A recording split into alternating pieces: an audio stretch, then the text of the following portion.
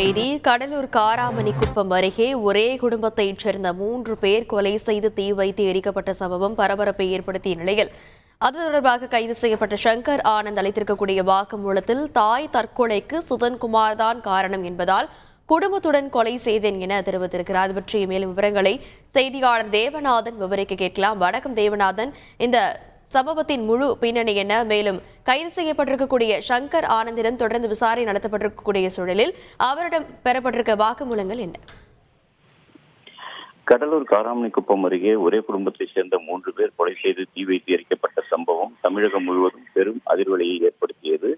ID ஊழியரான சுதன்குமார், அவரது தாயார் கமலீஸ்வரி மற்றும் ஒரு சுதன்குமாருடைய 10 வயது மகன் நிஷாந்தன் ஆகிய 3 பேரும் கடந்த திங்கட்கிழமை தங்களது வீட்டில், அதாவது காராமணிக்குப்பத்தில் உள்ள தங்களது வீட்டில் தீ வைத்து எரிக்கப்பட்ட நிலையில உடல் கண்டெடுக்கப்பட்டது.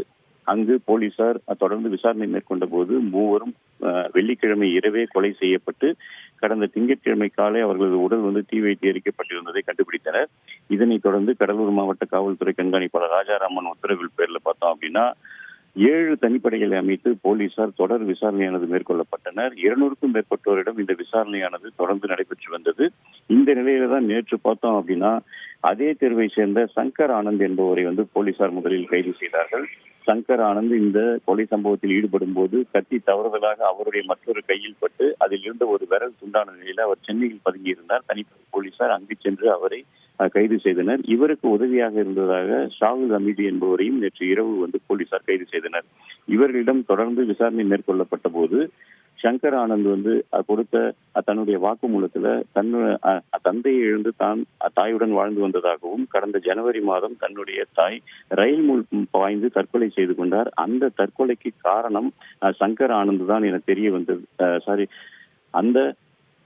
அந்த கொலைக்கு, அதாவது அந்த தற்கொலைக்கு காரணம் தற்போது கொலை செய்யப்பட்ட சுதன்குமார் தான் காரணம் என தெரிய வந்தது.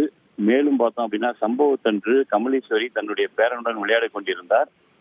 அந்த நேரத்தில் தான் அங்கு சென்று நிஷாந்தனுடன் விளையாடியதாகவும் அப்போது தன்னை அனாதை என்று கமலீஸ்வரி திட்டியதாகவும் அதனால் ஆத்திரமடைந்து வெள்ளிக்கிழமை இரவு தான் அந்த வீட்டிற்குள் புகுந்து அவர்கள் 3 பேரையும் வெட்டி படுகொலை செய்ததாகவும் திங்கட்கிழமை காலை ஷாகுல் அமீதுடன் இணைந்து அந்த வீட்டிற்கு மீண்டும் சென்று அந்த உடல்களை தீ வைத்து எரித்ததாகவும் பரபரப்பு வாக்குமூலத்தை கொடுத்துள்ளார்.